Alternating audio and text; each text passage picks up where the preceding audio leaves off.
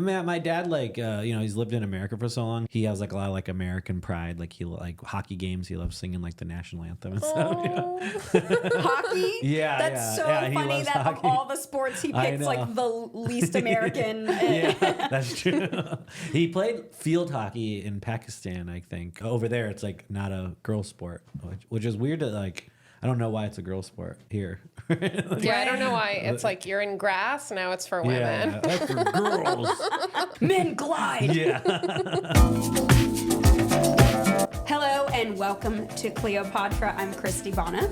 And I'm Lynn Molly, and we are two Middle Eastern comedy queens on an expedition to dig up the funny from the first generation experience. Our guest today, we're so excited to have him. You might have seen him on America's Got Talent, on Don't Tell Comedy, or Adult Swim's Dream Corp. Please welcome Ahmed Bharoocha. Woo, woo, woo. Hello. Welcome, Hi. Ahmed. How are you doing? I'm good. Hey, thanks for having me. This is a cool spot. I feel like you had a big commute here. I guess my commute's big everywhere, so I don't think it was like normal. Okay. I live far away from everything, so like it was equally far away. What's your address? Just kidding. I live in Monrovia, which is like east of Pasadena. Yes. So Isn't it's that far. the birthplace of Trader Joe's? Am I wrong about it that? might be. Yeah, Yes, that is where all of everything comes back to Trader Joe's. We have a minor Trader Joe's obsession that we're always... Are we sponsored by Trader Joe's? Not yet. We should be. So, as you know, this is a podcast about first-generation stories. Can you tell us the story of you and your family and Sure. How you got here? My dad, he is of like Indian Pakistani background, but he was born in Burma, and he lived in Burma till he was 16. He left there to Pakistan for a couple years, or East Pakistan, which is now Bangladesh. And then he moved to Pakistan for a couple of years, and then he moved to America. My mom was born in America in Rhode Island. Those are very different. Yeah. And her parents were born in America, but their parents were born in Ireland. So her like grandparents or great-grandparents were born in Ireland.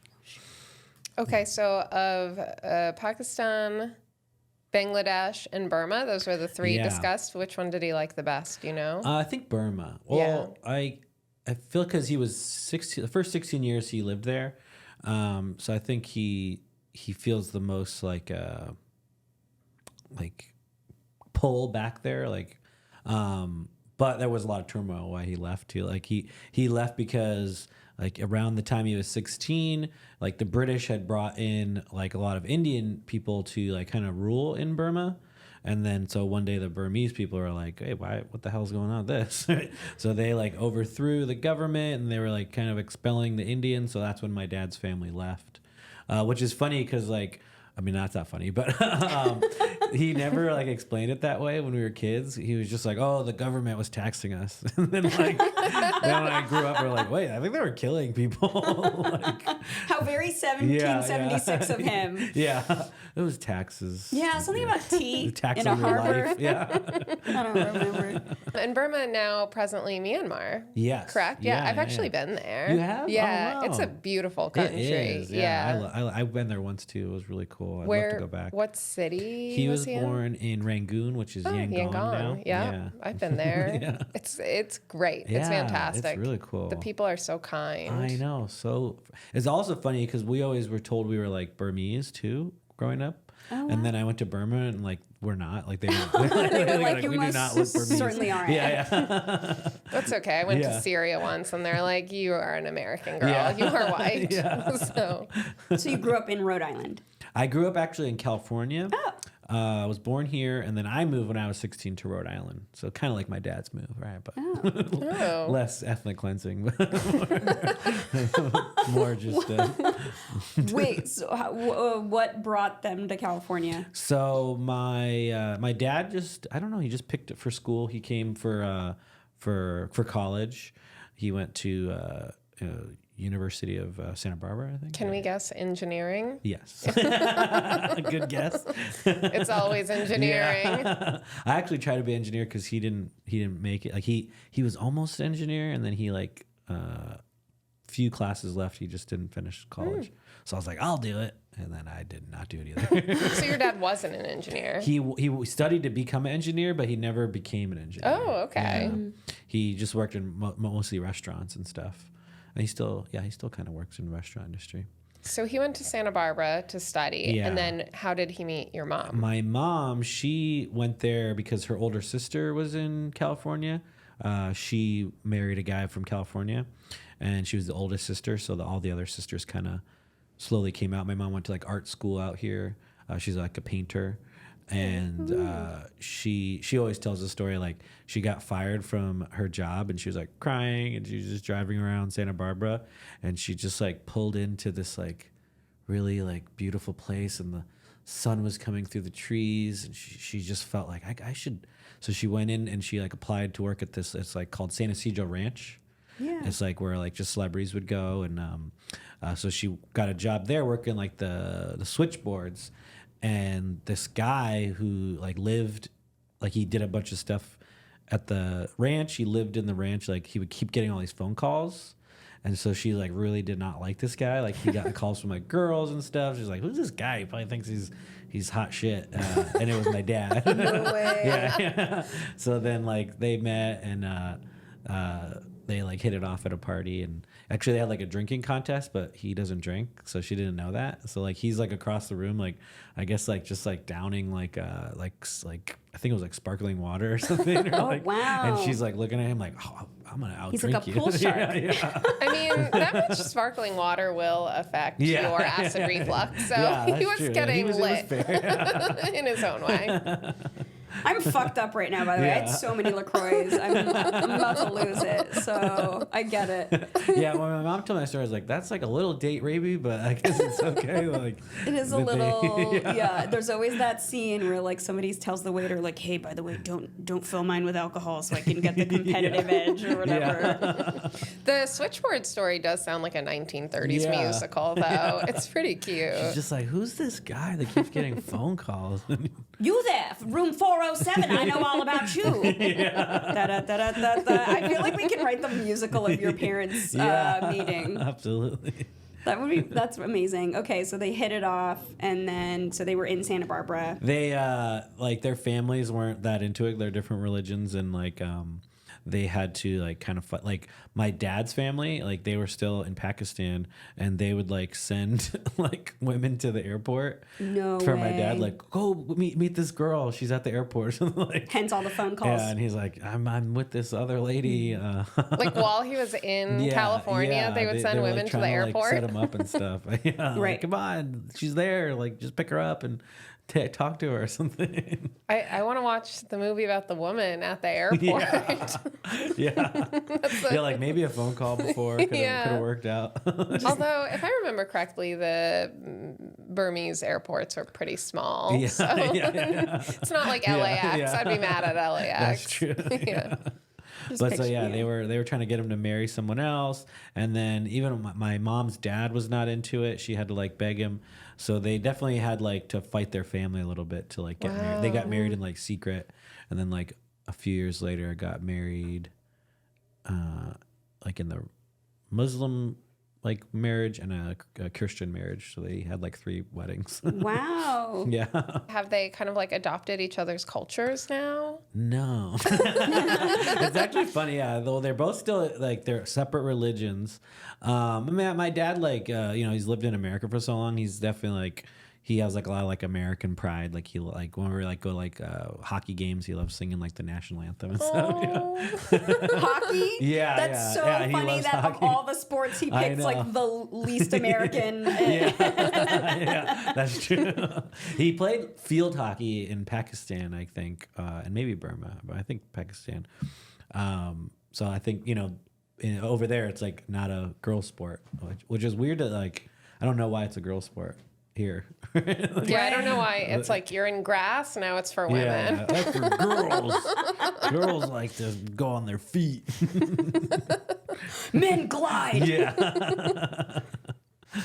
I was gonna ask. So, did they raise you religious? Yeah, we were raised mostly Catholic. We went to like Catholic school, got like baptized and communion and stuff like that. And so I think people sometimes are like surprised by that. Like my dad was more like, oh, just believe something. And he grew up in a Buddhist country. So he was kind of used to being like the minority religion, like he was kind of, I think maybe more like, oh yeah, that's cool. And my mom was more like, you gotta be Catholic.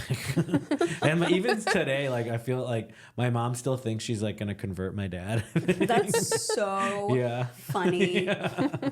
Like he'll say, he says positive stuff about like the Catholic stuff where he's like, oh, I like that. And she'll like be like, your dad said that he thought that this was right or this was good. Like, that's amazing. So weird. Catholics are known for being so chill. Yeah. I'm so shocked to hear this. My mom she's Muslim, and she always talked about maybe joining a church because there just aren't mosques where we grew up. Because I think for her, she's just like, okay, there's a God, there's some good morals, like works for me. And they're so like, actually my two grandmothers used to talk about a lot, like the stories are like the same stories. Yeah, exactly. Like my grandma would be like, you have like Jesus, we have Isa, like, you have Abraham, or we have Ibrahim. Right. I mean, they're all the Abrahamic faiths for a reason. Yeah. Wow, that's not. And do you have siblings? Yeah, I have an older sister and a younger sister. Okay. Are they all kind of look like you, kind of same? Yeah, I think so. I think my sisters look a lot alike, and I look like one of my sisters, but me and my other sister don't look that much like. I don't know how that worked out, but they look similar. Another woman on the switchboard. Yeah.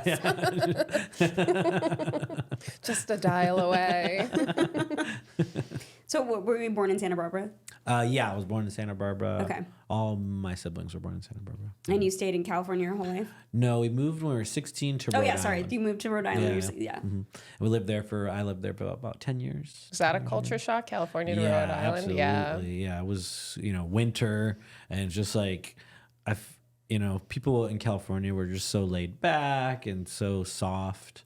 And then New England, they're like, angry. And like I had like two uncles that were like really funny, but they were just always like, you got to work. You got to be working all the time. And it was just like, I don't want to do that. Yeah. And winter was the biggest shock. And just, there was like fights in my school. And also I went from like Catholic school to like public school. So I don't know if that was part of it, but I just remember like never seeing a fight before. But then in Rhode Island, there'd just be like fights in the hallway where people would be like bloody and stuff. You're like, oh my gosh. Wait, to me, I'm like, there weren't fights in schools in California? Not that I don't remember. I don't remember like just like that being like bloody fist fights. We're gonna fight. We're gonna punch school. each other. Yeah. What an advertisement for vitamin D that is. Yes. Yeah. It was like an outdoor school, so maybe that was it too. Like no one's like crammed in. Did you ever have those like, hey, can we have class outside? And then every now and then a teacher would be like, all right. Yeah. And then we were like, yeah. That's like the biggest win. The best thing that's ever happened to me to this day is having class outside. Yeah. There was one school in New Jersey. I did speech and debate, not to brag. And there was this one school in New Jersey where we would compete, and it was a California style school. Okay. So so all of the buildings, it would French be like fries in it.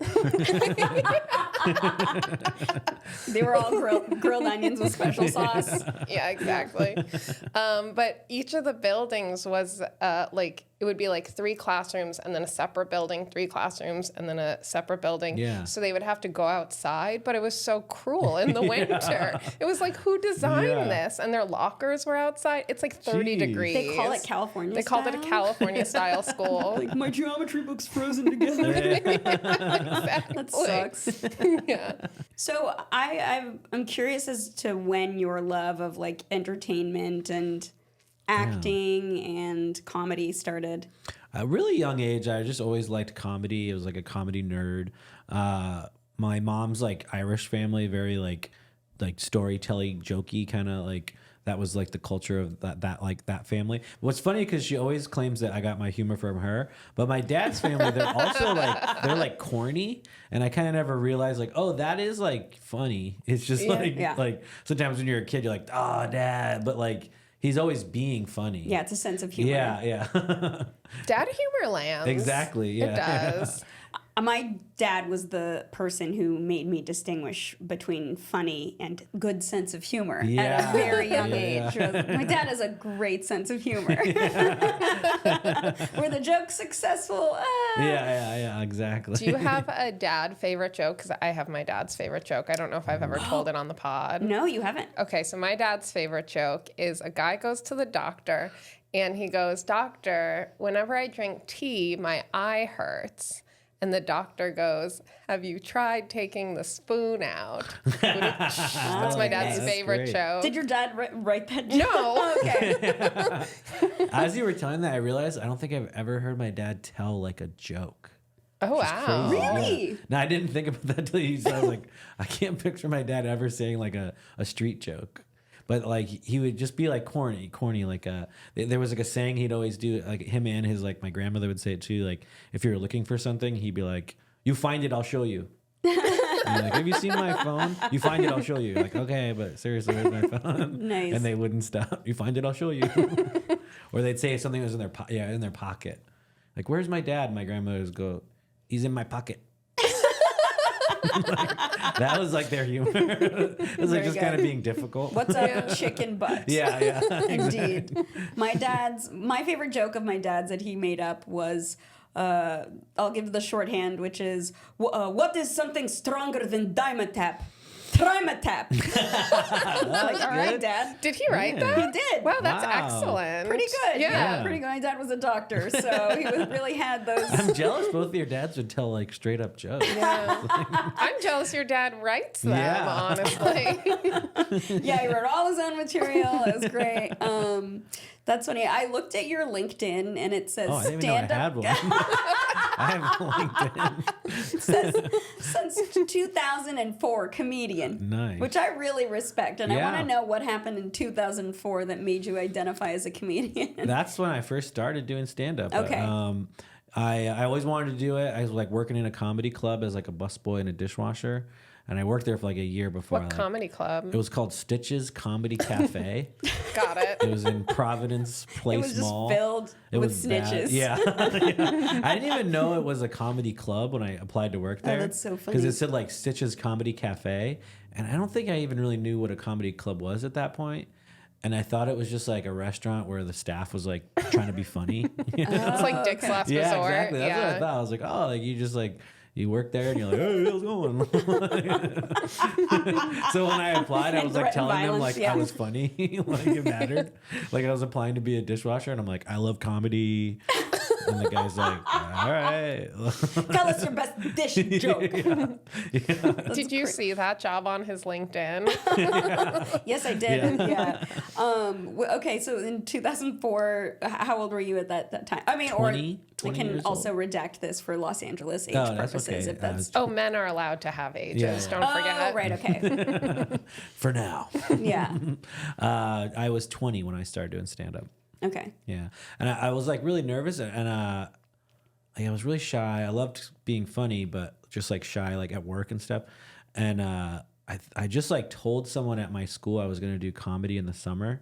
And that's like what it took. Just that person never even was at the show or anything, but I just like didn't want to be like a liar, I guess. I was Saying like, it I'm aloud. gonna do this summer.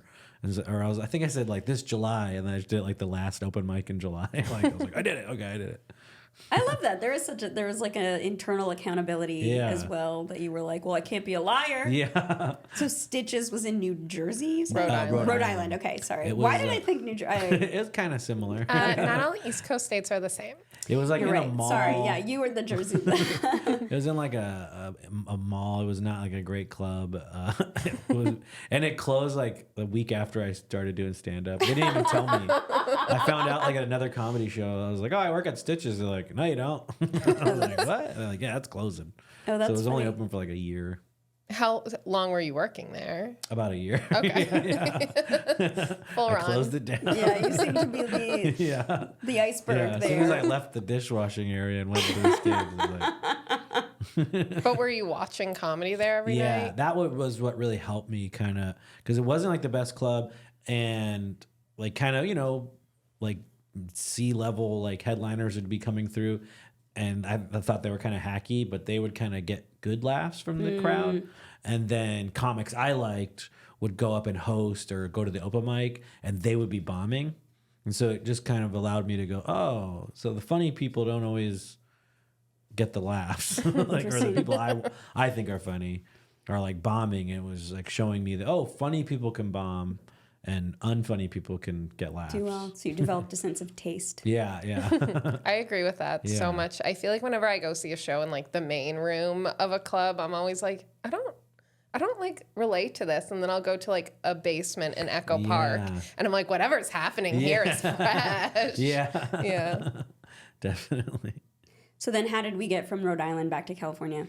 So I was doing comedy for, I guess, about like 8 years at that point. And, I was just ready to try to make a move to New York or LA. My sister lived in LA, and I had been going down to New York a bunch, like doing comedy in Boston and New York a lot.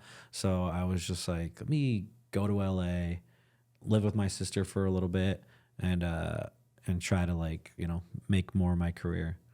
So I moved to, I'm with my sister. I lived on her dining room floor for 2 years. Wow. Yeah. That's a long time to live on the floor. Yeah, it is. Very kind of her too. Yes, yeah. it was. Yeah. And how was that still a shock, or were you kind of used to it because you were from Santa Barbara? To come I feel back like to LA's California. very different than Santa Barbara. Very different for sure. Yeah, it was like, felt like you're just in an ocean of like comedians, and there was like an exciting element, but also an element where you're just like, there's just so much. Right. So much stuff to like sift through, like where to go, like who to get in with. So you're about 27 at this time? Yeah, I think 27, yeah. I also have to ask because... Good math. I feel like when you started, there probably wasn't, there weren't a lot of like Ahmeds in comedy. Yeah. No, like, when I first heard like Ahmed, I was like, what the heck? Like, now there's 3. he's been doing it longer than me, but like, I think just like when I heard him, I'm like, hey. But yeah, now there's so many more like Ahmeds and, but definitely at Stitches, there weren't. No. Yeah. Even like Rhode Island, like there wasn't even like young comedians. So I kind of started like probably the first 3 years I was just in Rhode Island. And I had this like false concept that I was like the new hip comedian because no one else was like my age. Like it was all old Italian guys doing comedy in Rhode Island, and I'm like, look at me, like, and they all had like, I'm Italian, like just all like every single one of them. Yeah. It was just like all Italians. You guessed it, I'm Italian. Yeah. And everyone. The next guy, I'm also Italian. I know what you're thinking. This guy's Italian. Yeah. That's great. Did you do material about having kind of a diverse background in the beginning, or did you stay away from it? I think at first I kind of stayed away from it. And then probably like a year in, I started talking about my dad, and it would go well. So I kind of did it more. I think at first I was just like, didn't want to be like penned in by that. Mm-hmm. But my dad is like a character. And so I started telling that. And I think like maybe like a couple bookers encouraged me like, oh, that's working. So yeah, I've gone in and out where like, I want to be able to talk about it, but I also don't want to be like forced to talk about it, Right. Like find that balance of like, let me talk about it when I want to, but also if I don't want to talk about it, you don't need to know about it. Right. It's hard when you are diverse and you want to not just be pigeonholed and not want to only, there's so many other dimensions. Yeah. I do feel like I have to bring it up at the beginning of my set because I just don't want them to get to the end of my set and think I was a white girl. I just feel like my perspective makes more sense. Yeah. Don't get confused. I'm not going to talk about this at all, but for credibility's sake, I'm not white. It's more just like I feel like then if later I do a joke that's like, and then this white lady said to me, I feel like that's a weird thing to say as a white lady. This white lady, it was me. I said. So you're 27, you're in LA. A speck of plankton in the ocean. Yeah. How did you? That's how I navigate. That's how I identify it. Yeah, that's how it felt. Yeah. Yeah. Yeah. So how did you navigate that? I just I feel like I started like just from the bottom. I was just like, I'm gonna hit as many open mics as I can. I'm just gonna do comedy. I didn't have to work really because I was living on my sister's like dining room floor for a while. So I was just doing comedy, just going out, like going to as many shows as I could, and just performing and getting like my skin was not that thick, even though I was 7 years in. Like the LA open mic scene just like really thickens your skin up, you know? What was it like then? It was so much bad mics, and you know, where there'd be like only 4 other comics and you just do it for each other. Or, you know, there'd be so many, you just do so many shows for nobody. Yeah. But you just did enough of them where they kind of stopped mattering, which was kind of nice. There was a while where I just didn't care if anyone was laughing. And like, I don't feel that way anymore. Like, but like, there was like a couple years where I was just like, yeah, I'm fine if no one's laughing. Like, that's normal. I feel like I don't do shows for no one anymore. And I feel like I wish I was still doing those because they do make you better and they make you stronger and they make you like, okay when something's going wrong. I feel like now I'm so used to a good room that like, I feel like I'm weaker. Yeah, you get soft again. Yeah. Like, it's good and bad. Like, I feel like, you know, too many of it starts to like drain on your soul, and also your material kind of like is almost geared towards that kind of room where you're like, you know, you're darker, or you're just like saying shit to like just be like, what the fuck are we doing here in this room where no one's listening to each other?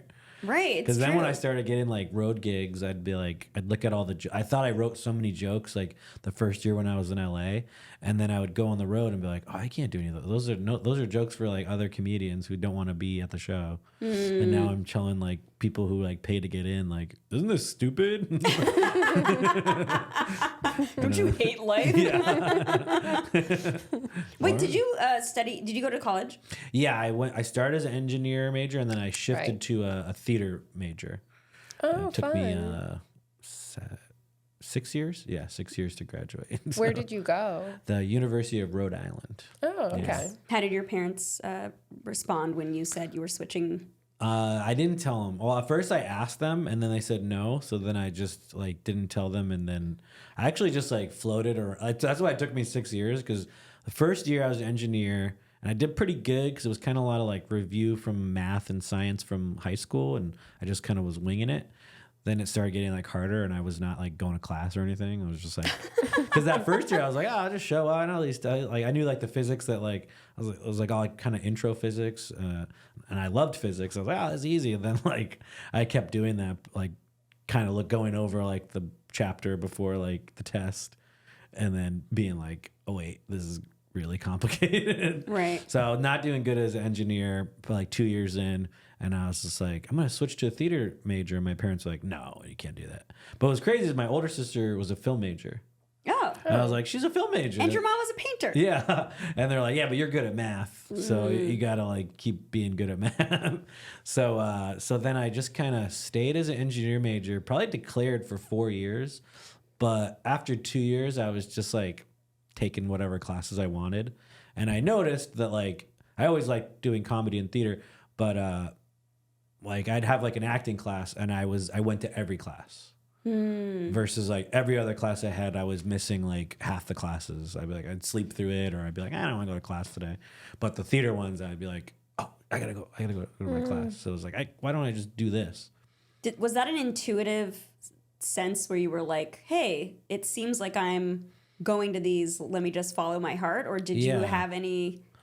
Well, I had started doing stand-up at that point. So I started 2 years into college doing stand-up. So that's kind of where that like outlet came, because I always like in high school and stuff, I already liked doing like sketches and dumb videos for like projects in school. Like if you could do a video, I'd be like, oh, I'm doing the video, you know, with like no information in it, just like being funny. Like, but so I was kind of missing that. We're doing like the 2 years of engineering, and then when I started doing stand-up, it was just like, oh, this is just what I want to do. And so theater was like seemed to be the obvious, like, oh, I should still get my degree in something because I've wasted all this money already. Right. So let me like keep going.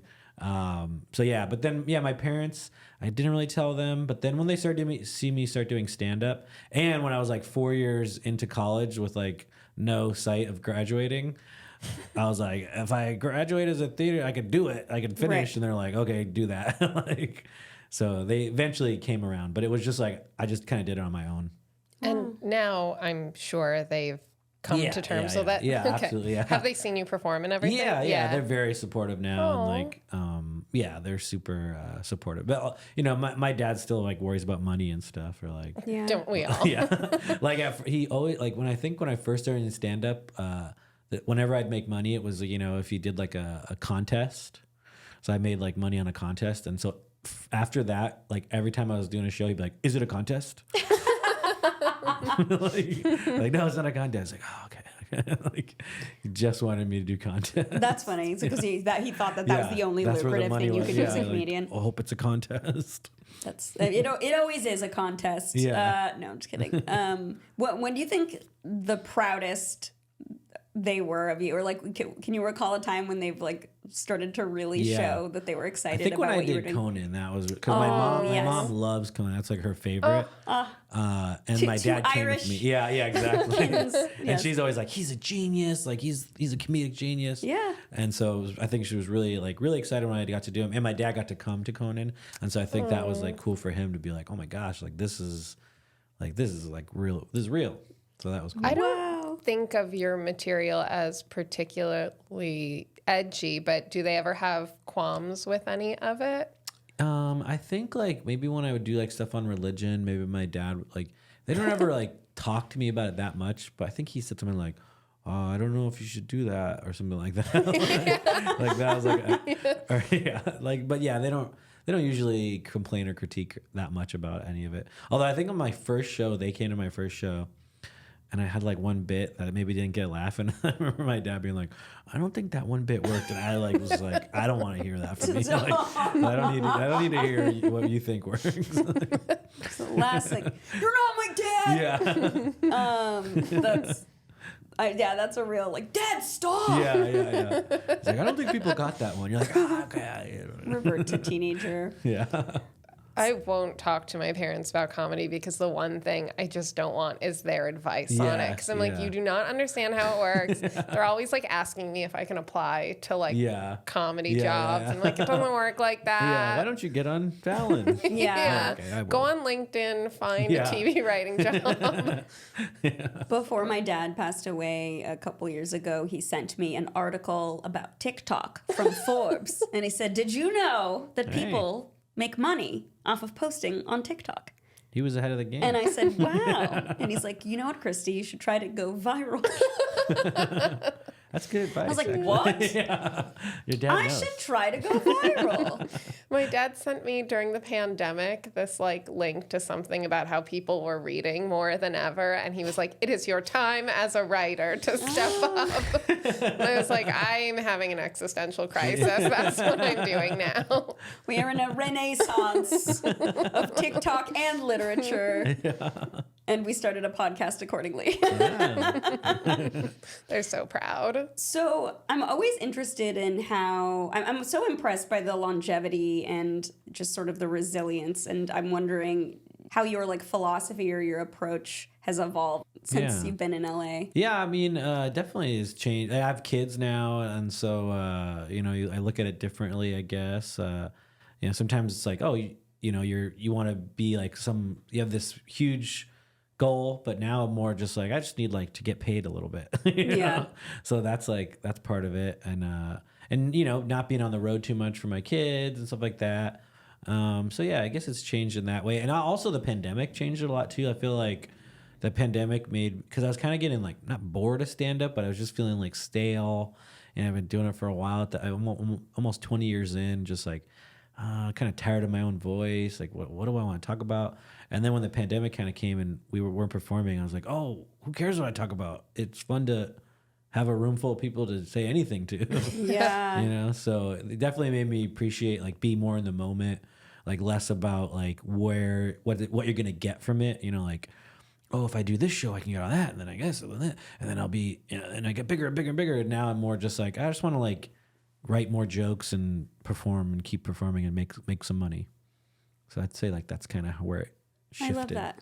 I feel like everything comes back to like, oh, and then I realized the power of now. Yes, yeah.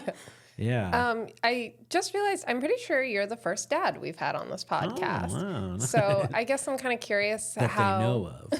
That's true. Ahmed Al-Qadri. Ahmed Al-Qadri probably fathering many different raced children, Nice. past, present, or future. See episode number 3 for more information. So how has that changed? Just the game and Man. everything. How do you manage it all? Yeah. How do you work-life balance? No, I'm I just kidding. don't. Yeah, it's changed a lot. Definitely, I'm not out at open mics as much anymore.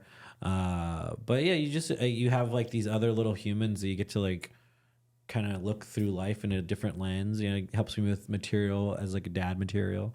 But yeah, they just kind of ground you and make you realize like what's important, 'cause especially in like LA where we can all be on this like treadmill of like trying to do this and that and do this and feel important and feel like people like irrelevant, but then you're just like, oh, look at these kids, like you got to just feed these kids, Right. Yeah, so it definitely gives you like a nice perspective and like a compass to be like, okay, like how do I just make some money from this rather than like, oh, I got to get on the big thing and I got to be on the next big thing and I hope people think I'm the best or what, just like, I just got to go up, perform and see where I can get some money. I've had a lot of friends who were very anxious pre-having kids. And then once they had kids, it was like this like cool shift where like something just like clicked into place. And they were like suddenly so focused on their children that like they're like anxieties about themselves kind of washed away, and it was like, Yeah. oh wow, you were so like meant to do this and to care for others. It's really beautiful. Yeah, for sure.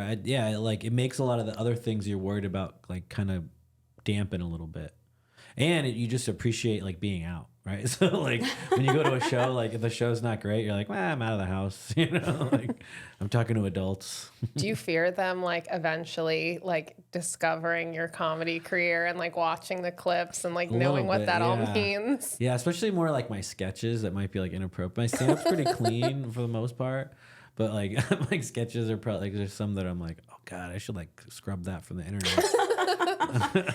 You're going to have the talks Yeah, with your kids. yeah, I know. My son knows I do comedy. Like he actually for Christmas he got me a tie. Like he picked it out, and he goes, "Oh, for your comedy shows."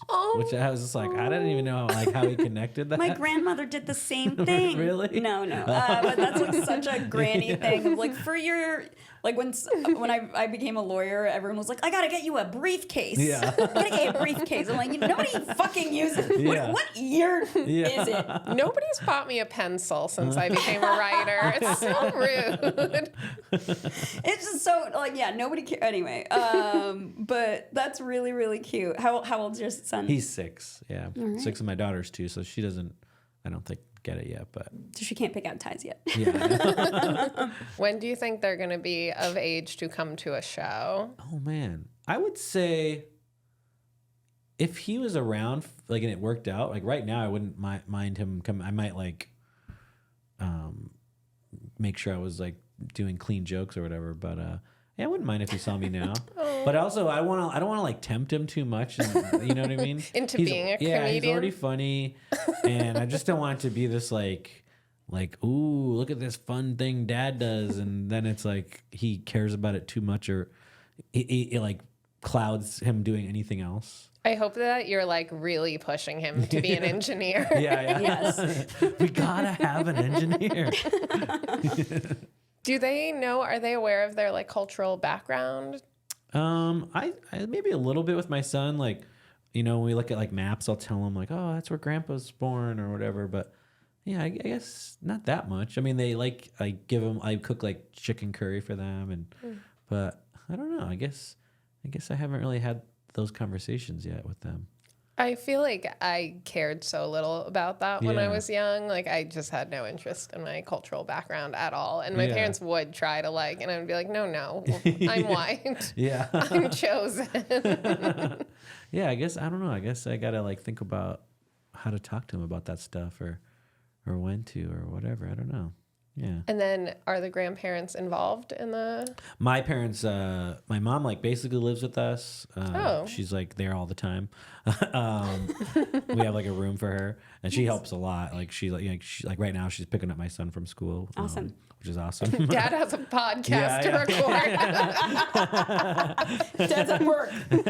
Sort of. Yeah. This is a contest now. Okay.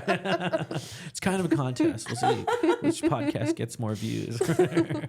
Yeah, they help a lot. My dad comes like maybe once a week. He lives up in Santa Barbara, which is where my mom technically lives, but she's more here than there. Got it. Yeah. That's so nice. Yeah, to yeah, have it's everyone- awesome.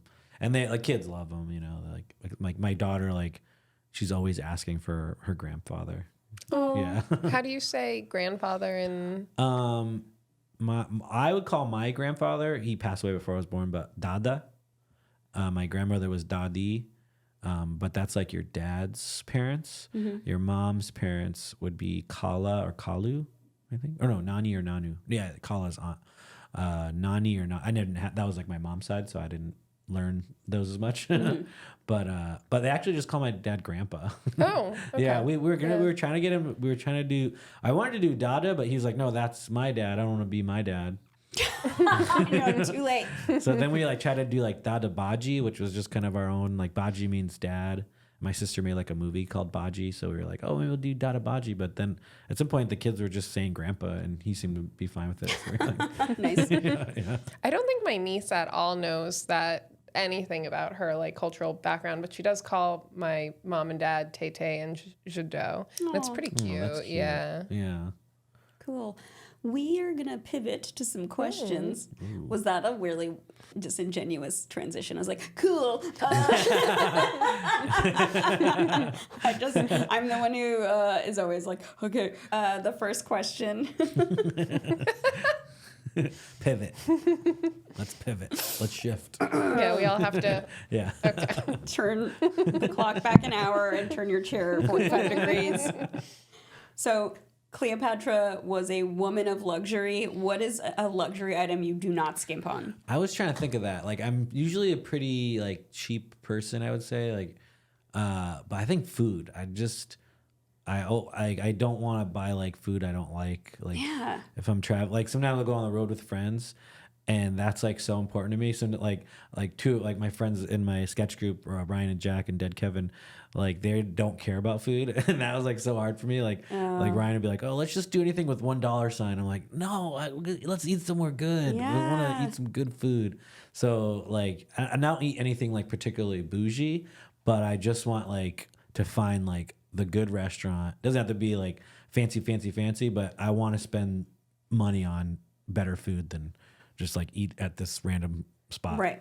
Sometimes the things my white friends tell, I'm assuming these are two white men. Yeah. Actually, I knew those were two white men. $1 menu. Yeah. Sometimes my white friends tell me about what they ate growing up, and it makes me so sad. Like, it was just like boiled frozen vegetables and like chicken with nothing on it. And I'm like, how? Like, my mom was making us like these spreads with like 3 kinds of dips and like kebabs and like, ooh, I'm with you on that. I can't not eat beautiful food. Food, yeah, it's like the most important thing I think to me is just good food, like splurge, but like, and I'm also just always buying food. Like, if I'm not trying to spend money, like I still have to like, if we're at Disneyland, okay, let's get some food. Let's get this, let's get that. Like, I need the food.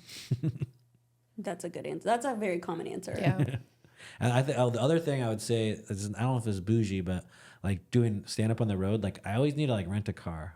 I hate like not having a car, and I love like just driving around. So that's kind of another one where I'm like, maybe I shouldn't rent this car. It's kind of expensive, but I just want to like be able to like go find good food or go to a hike or just like not be like tethered to my hotel room or something. I hate to be this person, but I can't like sleep on people's couches anymore because I'm like, I have to be fresh to perform. Like, I'm old now. I'm with you. There was like one can't. time where I slept on a couch on the road and I woke up with like just the worst stiff neck. And I'm like, I can't do this anymore. Like, what am I doing? Yeah. Like, you're just like trying to find the cheapest place to sleep. You're like, oh, this person let me sleep on the couch. Okay, I'll do it. And then you're like, oh. Yeah, It's not worth it. it's not worth it. Yeah, absolutely. Although I have recently had what I believe to be a haunted Airbnb. So you In also San have to Francisco? be in Berkeley. Yeah. where- I remember, didn't you not even have a mirror in it? Oh, yeah. I stayed in several. Maybe they got rid of the mirror because it was haunted. Yeah, They're like, they yeah, we were got a lot of complaints and we Yeah. saw some weird It was reflections. the Bloody We just- Mary thing. Yeah, exactly. I never made that connection. That's funny. Cleopatra viewed herself as a living goddess. Was there ever a time in your life where you felt supernatural, or do you have any useless skills or talents? I was thinking about that too. Like, sometimes my wife will go out of town, right? And I got both the kids, and it's like super stressful, but like I'm pretty good at like solo parenting. And I'll feel like there was one weekend especially, she went out and I was like, I'm taking them to I took them to I think it was Sizzler or something. Or, no, it was Red Lobster. Yeah, I think it was Red Lobster. And, I took them by myself. I got like a fanny pack with like wipes in it and stuff. So like that, then when I do that, like by myself, I'm just like, and I like keep the house clean, like things I probably don't do when she is in town, Yeah. But like that, I feel like, oh man, I'm good at this. And then I don't want to do it like again for a long time, but but yeah, like taking them out. I feel like taking my kids out when it's just me and them, because it's so hard. Right. But when you pull it off, you're like, oh, I'm did freaking it. good at this. Yeah. That's Like awesome. I got a snack for you, and I got here's a pacifier. You got all the stuff, and you planned it right. I feel like Batman with your utility you're belt. surviving the chaos.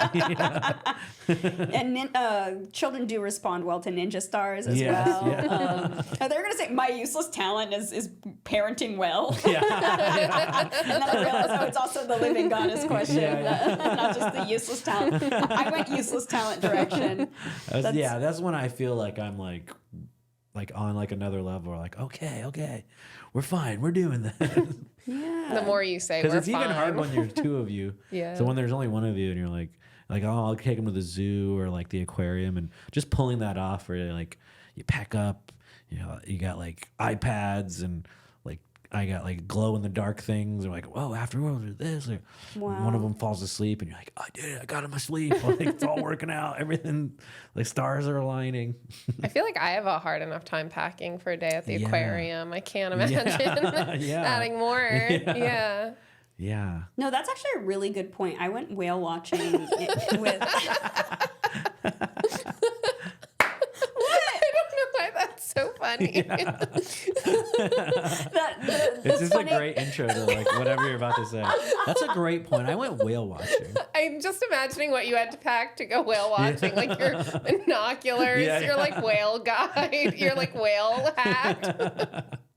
Wait, your whale food, your like pellets yeah, of whale It food. didn't even occur to me that it was weird to start a sentence with "I went whale watching."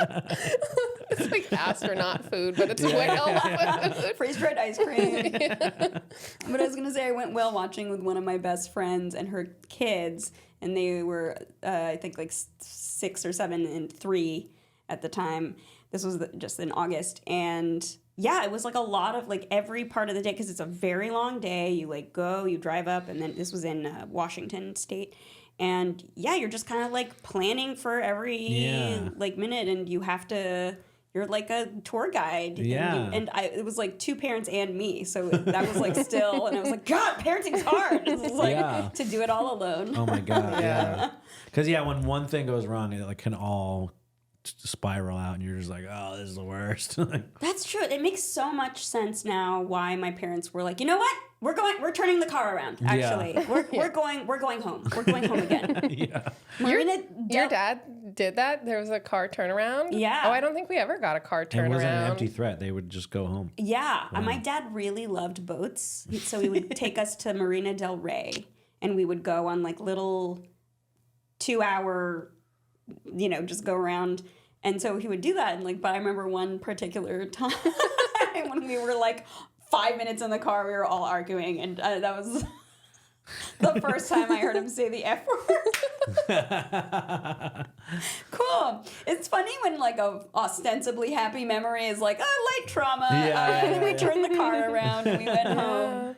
No mishwar for you. No, it didn't like, it wasn't like a big thing. It was just one of those like, okay, we're not doing this today. But you can't threaten it all the time. You gotta do it. Right? Yeah. For credibility purposes. Yeah, exactly. Very concerned with credibility. So the next question is: I once went whale watching, and so Cleopatra was not Egyptian, but she adopted many of the customs. Do you have any customs from either your mom or dad's culture that you have embraced? I feel like I don't know if this is. I eat with my hands a lot, like and I'll eat like bones and stuff. Yeah. like Hard, that's just like I feel like so connected to my dad's side of the family because like they're always just like chomping on the bone at the end. Like there's just something about eating with your hands and just like just getting in there. My mom always says the reason we're not skinny, which different conversation. We'll table that. It's because we eat rice with bread. Because it's like you have a plate of rice and like meat and vegetable, and then you're eating it with bread. Yeah. I Bread love it is, though. yeah, bread's a utensil. Yeah. Yeah. And Yeah, like when you can eat like get a nice scoop of rice with your hand. I do that. Like curry. still. Curry tastes better with your hands. it does. Yeah. A lot of my white friends won't go to Ethiopian food with me. It's like too like germy or something for them. Yeah, just that big plate. Yeah, and just- ooh, yeah. I love that. Yeah. In there. Yeah. This is the second time you brought up Ethiopian I love food Ethiopian in like food. a couple weeks, and it's making we need to go. Any we day of should the go, week. Yeah. Phenomenal. Yeah. So, is there also like a super American custom that you or your dad have super embraced? Mom, my dad definitely loves the national anthem, which is really funny. Like he just like never of hear hockey him games? sing. Yeah, but he sings it at like the national and at no other point in his life does he ever sing. But when he's at like a hockey game, he'll be like, I don't even know the national anthem. I was gonna try to sing a word, but I don't even. Can you see? Like a sample of that for the pod. yeah, I'll try to find it. I'll try to get him to sing it. Like, oh, say, can you see? And he's just like so proud of it. And it's not the right melody. Yeah. He's not a good singer. Truly, I'm trying no to one think loves what other America like an immigrant. Truly. Definitely, maybe like another American thing. I'm just like a consumer for sure. Like just like spend. Like all my maybe not my mom, which is funny. My dad and my sisters and me were like always just like buying something like, oh, get this or get that or oh, like just consumers, like consuming, which is not great. Yeah. I like to do it too. Yeah. Yeah. I was a huge consumer before the pandemic, and I think it's slightly dropped off after. But That's then it's good. also resulted in like me losing any sense of style, like Yeah. clothing wise, and a lot of like things that I considered to be like part of my core identity. So maybe I do need consumerism to help me guide me to a better fashion wardrobe. Perhaps you have savings? This is true. Yeah. There we go. It is interesting how I think I go through phases. Do you guys ever go through like spendy phases? Yes. Yes, Yeah. right now because I'm making no money, I feel like, and I just feel very like futile. And I used to Yeah. try to save for a house. And then me and my boyfriend tried to look into houses and we were like, oh, we're never going to afford a Yeah. house. So Crazy. I'm going on vacation. Yeah. Like I'm never going to be able to save for my future. I'm going to buy whatever I want. And that's bad. Yeah. My brain's broken. Yeah. Yeah, I feel like sometimes I'll just like, as a nervous energy, I just need to go like, I'm just going to go to Target. Like I don't have anything to get. Yeah. Just like, all right, let me get my day going. I'll go to Target. I'll walk around. Something will speak to me and I'll get it. And then like, it's just like useless shopping. Actually, the only time I do spend money is when I'm just going to Target and I'm like, yeah, I do need this third body wash. Yeah. Oh my God. I always like, I go with like 3 things on my list and like full cart, like, and I'm like, why did I do this? And I'll go through like phases. I went through big, like super cute paper plate phase. So, like very fancy, like paper. Then I was just like, yeah, I'm going to have picnics and I'm going to, because I used to have a lot of dinner parties. I'd be like, yeah, these are great. They're like cute little gold trim around. And what was I doing? Yeah. What is happening? Target has a lot of cute paper They plates. do. I Yeah. think you were being a hospitable Arab woman Yeah. as your mother raised you. You have to have the best party. And now everyone's welcome to my shower to use my body washes. Just kidding. Please don't. And now it is time for a segment called Dig Deep. This is where we ask the deep questions. The first deep question is Cleopatra famously was portrayed by Liz Taylor in the 1963 film Who in the movie of your life would play you?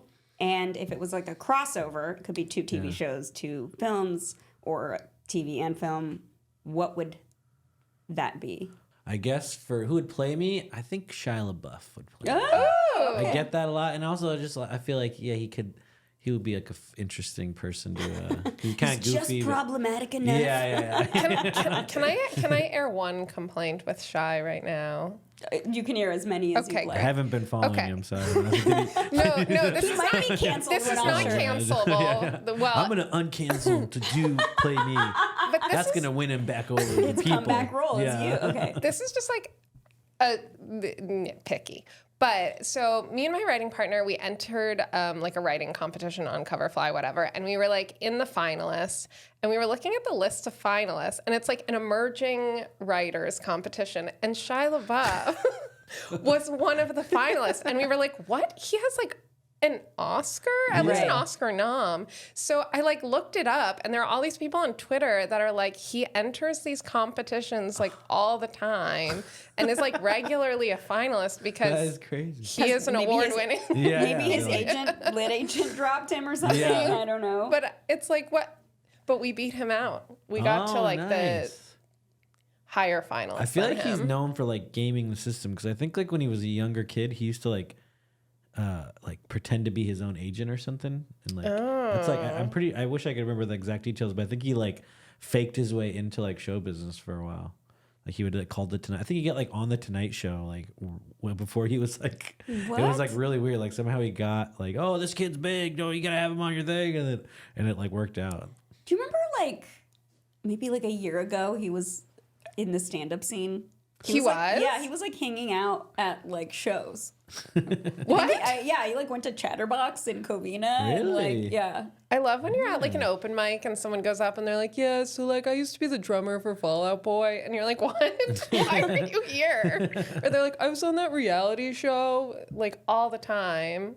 There was a guy at a mic who was on, excuse my language here, Fuckboy Island. And I was like, what are we doing here? AA meetings and open mics, the Venn Yeah. diagram gets a little bit more of a circle. Both church basements, people just show up. They're like, I used to be on this show. So anyway, that's... Oh yeah. So Shia LaBeouf Crossover. would play you. Crossover. That one's hard. I feel like I want to say my family used to own restaurants, so I feel very like Bob's Burgers was like a very. I mean, well, I was a kid, but we always just like grew up like in the restaurant. Like that's where we would go after school. So maybe like What kind of restaurant was it, out of the curiosity? first one, my mom worked in an Italian restaurant that we bought when I was like 11. My dad worked in like a bunch of chain, like he was like a general manager to like, I think there were like, I don't want to say steakhouses or like, it's like there was one called Rubens and what else was it? Charlie Brown's. He worked in a lot of different ones, but then we owned the Italian one, and then after that we sold that one, and then we owned a Mexican restaurant.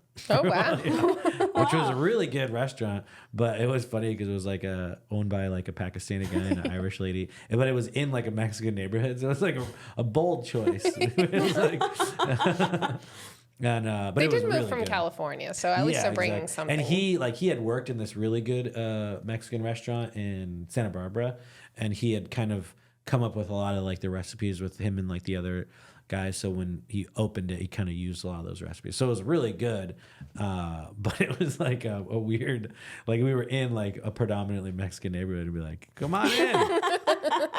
Just like your mom makes. You know? And then they saw you and they were like, well, maybe. Yeah. Did we do the 2? Wait, Bob's Burgers. Oh yeah, Bob's Burgers. Oh yeah, Bob's Burgers. Can be like, it just be a straight up reboot live action Bob's Burgers.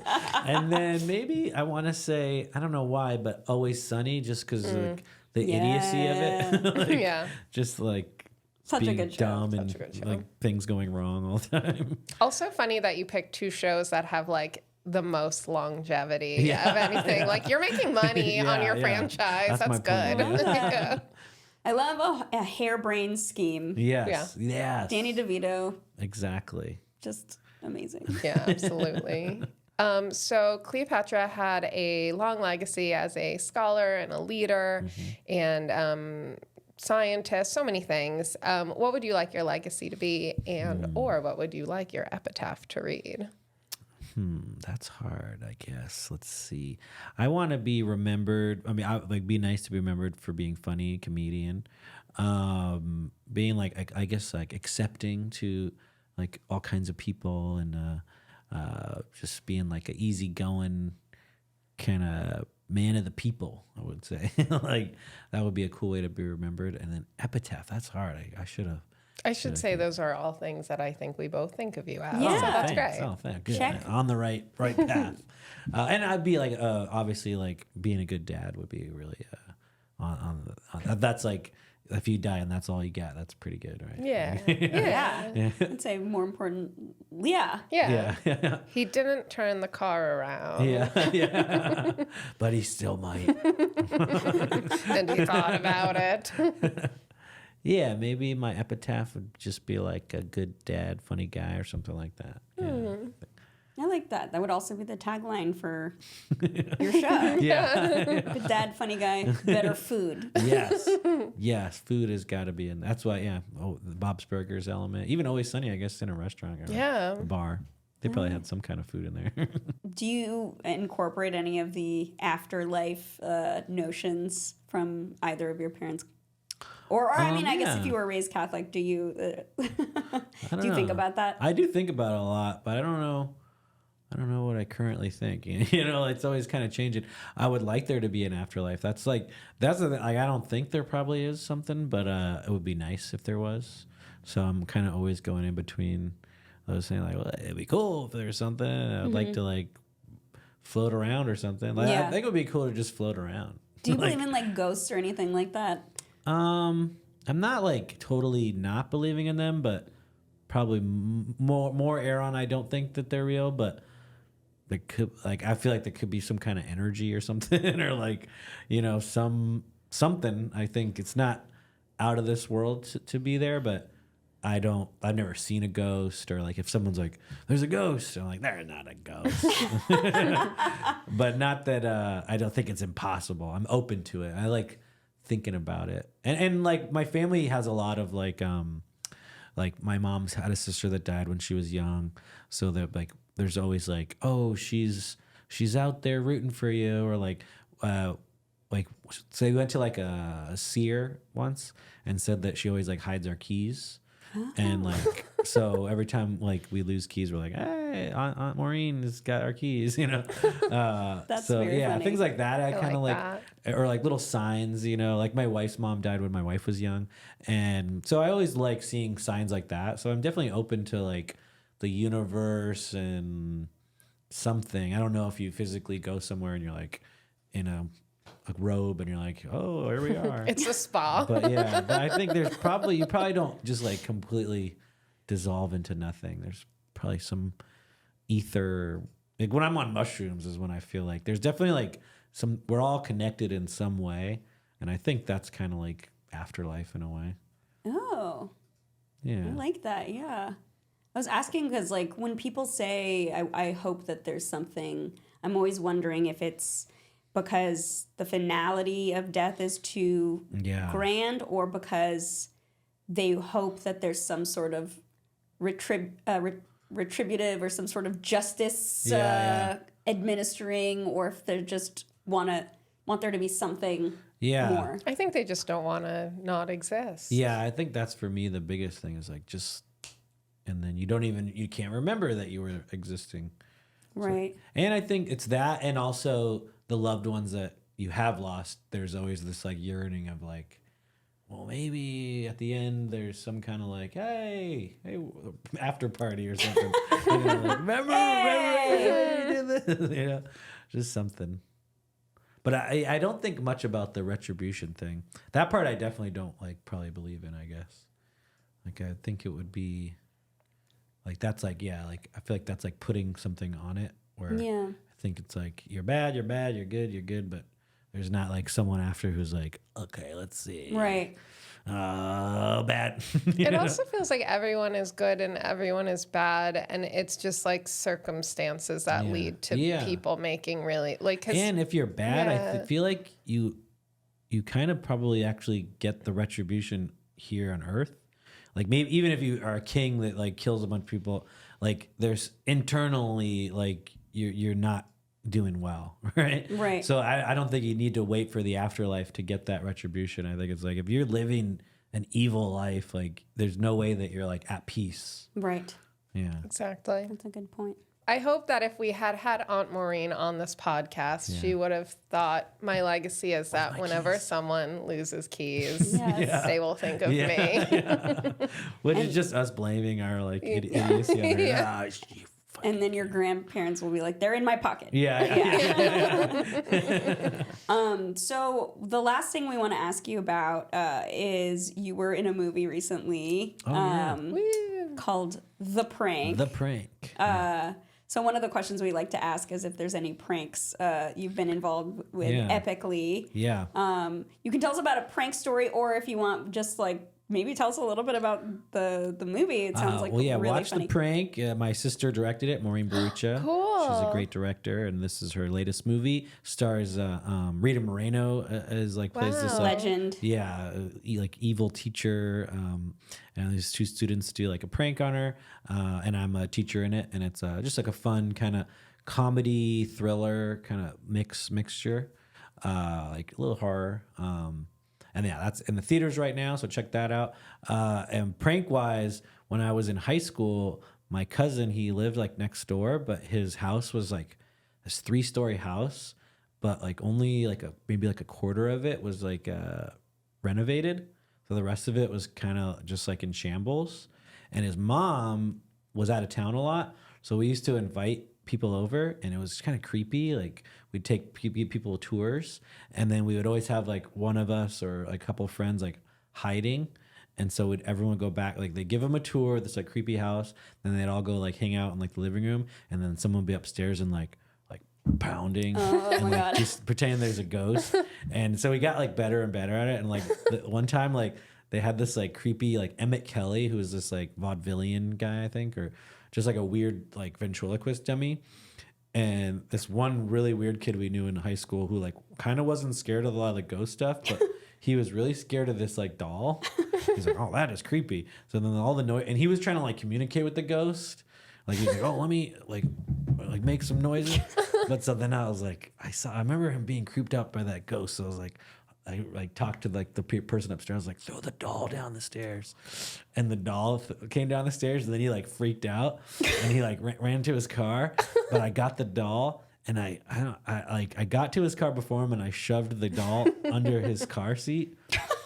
And so as he's like pulling away, just like freaked out, I'm like, dude, I think I left my shoe in your car. I think it's under your seat. And he like reached under his seat, and he's just like, ah! Like the doll. And that was like the best. That was just like worked like perfectly. A cinematic prank. But people used to like cry and stuff. It's a real theater degree level prank. Yeah. That's pretty epic. Because we'd have like, someone like at one door, and we'd have like a boom, and then they'd try to run to the back door, and someone else at that door, and like boom. So they're just like hearing like all these like just crazy noises, and we're like, what the fuck? You could have operated a haunted house in another life. That's amazing. Yeah, it was fun. Oh, there's still time. Yeah, that's true. We're not dead yet. Actually, I run that Airbnb.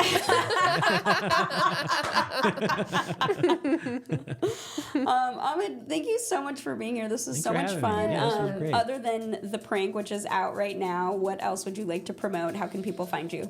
Go on my Instagram. I got a lot of stand-up on there. Watch Dead Kevin on YouTube. Subscribe to that. Watch Dream Corp on Adult Swim, or it's on Hulu, I think, right now for a little while. Yeah, I think that should be the good stuff. Come see me do comedy somewhere. Cool. And he's very funny. We can vouch that he's a good time. That's been our show. Thank you so much. If you enjoyed us, please support us by liking or subscribing or leaving a review. We really would appreciate it. Until the next episode, I've been Christy Bana. I'm Lynn Molly. And I'm Ahmed Bharoocha. Thank you so much. Bye-bye.